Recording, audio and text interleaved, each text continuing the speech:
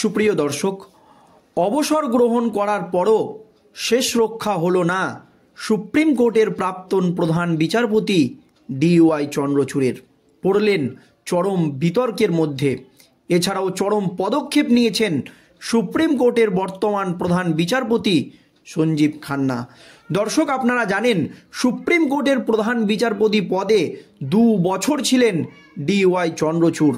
তিনি একাধিক গুরুত্বপূর্ণ মামলার নিষ্পত্তি করেছেন, কিন্তু চন্দ্রচূড়ের আমলে একাধিক গুরুত্বপূর্ণ মামলা দীর্ঘদিন ধরে সুপ্রিম কোর্টে ঝুলে রয়েছে। সেই সমস্ত মামলার নিষ্পত্তি তিনি করেনি, যা নিয়ে বারবার ট্রোলের শিকার হতে হয়েছে সুপ্রিম কোর্টের প্রাক্তন প্রধান বিচারপতি DY চন্দ্রচূড়কে। দর্শক, আপনারা যদি দেখেন, এই রাজ্যের সরকারি কর্মচারীদের ন্যায্য অধিকার ডিএর মতো গুরুত্বপূর্ণ মামলার শুনানি সুপ্রিম কোর্টে 13 বার পিছিয়ে গিয়েছে। দীর্ঘদিন পর পর এই মামলার শুনানির দিন ধার্য হয়েছে, কিন্তু শুনানির দিন এলেই সময়ের অভাবে শুনানি পিছিয়ে গিয়েছে। সুপ্রিম কোর্টের প্রাক্তন প্রধান বিচারপতি DY চন্দ্রচূড় অবসর গ্রহণ করেছেন, তারপরও এই মামলার নিষ্পত্তি হয়নি। এছাড়াও লোকসভা নির্বাচন চলাকালীন এই রাজ্যে দুর্নীতির কারণে 25 থেকে 26 হাজার যোগ্য অযোগ্য শিক্ষক শিক্ষিকার চাকরি বাতিল করে দেন কলকাতা হাইকোর্টের বিচারপতিরা। সেই রায়কে চ্যালেঞ্জ করে সুপ্রিম কোর্টের দ্বারস্থ হয় রাজ্য সরকার। কলকাতা হাইকোর্টের সেই নির্দেশে তড়িঘড়ি স্থগিতাদেশ দিয়ে দেন সুপ্রিম কোর্টের প্রাক্তন প্রধান বিচারপতি DY চন্দ্রচূড়ের নেতৃত্বাধীন ডিভিশন বেঞ্চ। তারপর থেকে সেই মামলা বারবার সুপ্রিম কোর্টে উঠেছে, কিন্তু সময়ের অভাবে নাকি পিছিয়ে গিয়েছে। সেই মামলার আজও নিষ্পত্তি হয়নি। লোকসভা নির্বাচন চলাকালীন এই চাকরি বাতিলের মামলায় স্থগিতাদেশ দিয়ে দেওয়ায় অনেকটাই স্বস্তি পেয়েছিল রাজ্যের শাসক দল তৃণমূল কংগ্রেস। আর এই আবহে মন্দির এবং মসজিদ সংক্রান্ত একটি মামলায় গুরুত্বপূর্ণ নির্দেশ দিয়েছিলেন সুপ্রিম কোর্টের প্রাক্তন প্রধান বিচারপতি DY চন্দ্রচূড়। তা নিয়ে শোরগোল পড়ে গিয়েছে এবং সেই নির্দেশ দিয়ে মহা ফ্যাসাদে পড়েছেন সুপ্রিম কোর্টের প্রাক্তন প্রধান বিচারপতি DY চন্দ্রচূড়। দর্শক, আপনারা জানেন কিছুদিন ধরেই মন্দির এবং মসজিদ মামলায় গোটা দেশ জুড়ে শোরগোল পড়ে গিয়েছে। সম্বলের শাহী মসজিদের ঘটনার পর সেই উত্তেজনা আরও বেড়েছে। আর এই আবহে সুপ্রিম কোর্টে এই নিয়ে বিতর্কিত মন্তব্য করে মহা ফ্যাসাদে সুপ্রিম কোর্টের প্রাক্তন প্রধান বিচারপতি DY চন্দ্রচূড়। সুপ্রিম কোর্টে ঠিক আজ কি হয়েছে দেখুন। উপাসনা স্থল আইন নিয়ে তার মন্তব্য আদালতে আলোচনার অঙ্গ ছিল বলে দাবি করেন প্রাক্তন প্রধান বিচারপতি DY চন্দ্রচূড়। তিনি যে ভুল করেছেন সেই ক্ষতে প্রলেপ লাগাতে চাইছেন DY চন্দ্রচূড়। তার বক্তব্য, যতক্ষণ না কোনো বক্তব্য রায়ে স্থান পাচ্ছে ততক্ষণ তা কেবলই পর্যবেক্ষণ। এমনই মত সুপ্রিম কোর্টের প্রাক্তন প্রধান বিচারপতি DY চন্দ্রচূড়ের। ঠিক কি হয়েছে? 1991 সালের উপাসনা স্থল আইন অনুযায়ী কোনো উপাসনা স্থলের প্রকৃতি পরিবর্তন করা যায় না। 1947 সালে সেগুলির যা প্রকৃতি ছিল তা অক্ষুণ্ণ রাখতে হবে। কেবল অযোধ্যা বিতর্কে এই আইনের আওতার বাইরে রাখা হয়েছিল, কিন্তু কাশীর জ্ঞানপাপী মসজিদ মন্দিরের ওপর তৈরি এই মর্মে আর্জির ভিত্তিতে সমীক্ষার নির্দেশ দিয়েছিল নিম্ন আদালত। উত্তরপ্রদেশের সম্বলে এই ধরনের সমীক্ষার জেরে হিংসা ঘটেছে। সেই ঘটনায় 5 জনের মৃত্যু হয়েছে। এমনকি আজমের শরীফ দরগাহের শিব মন্দিরের ওপর প্রতিষ্ঠিত এই বক্তব্য জানিয়ে পেশ করা আর্জি গ্রহণ করেছে রাজস্থানের আদালত।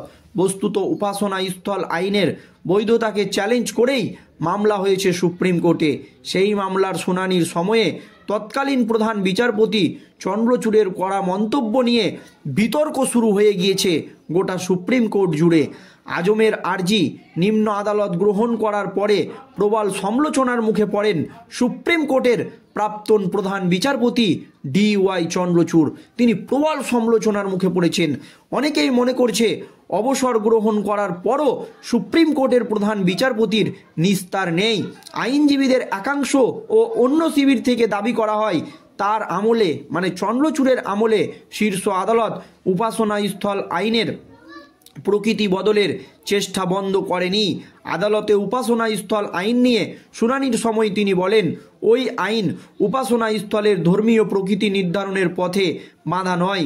গতকাল নয়া প্রধান বিচারপতি সঞ্জীব খান্নার বেঞ্চ নির্দেশ দিয়েছে, উপাসনা স্থল আইনের বৈধতাকে চ্যালেঞ্জ করে হওয়া মামলাগুলির নিষ্পত্তি না হওয়া পর্যন্ত উপাসনা স্থলে সমীক্ষা চালানো যাবে না।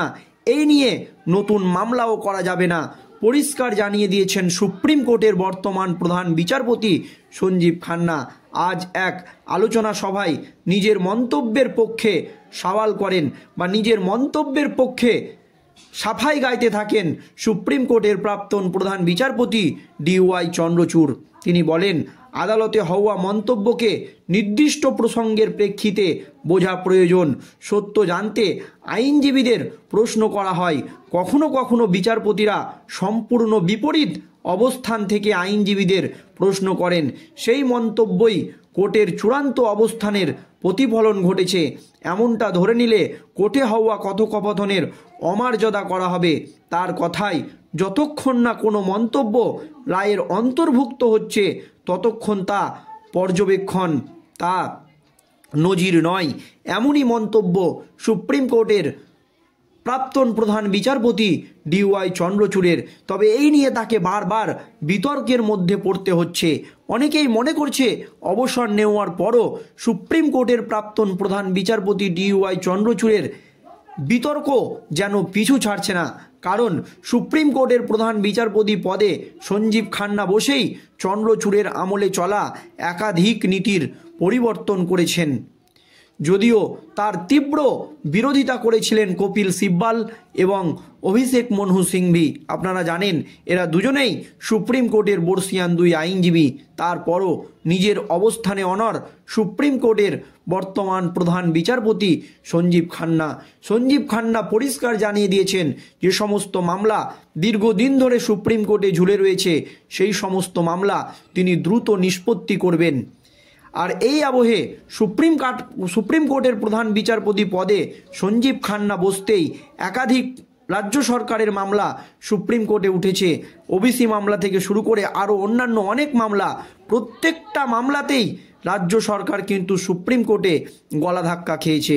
দর্শক, সুপ্রিম কোর্টের প্রাক্তন প্রধান বিচারপতিকে নিয়ে আপনাদের মন্তব্য অবশ্যই ভিডিওর কমেন্ট বক্সে কমেন্ট করে জানাবেন এবং বিচারপতি সঞ্জীব খান্নাকে নিয়ে আপনাদের মতামত জানাবেন।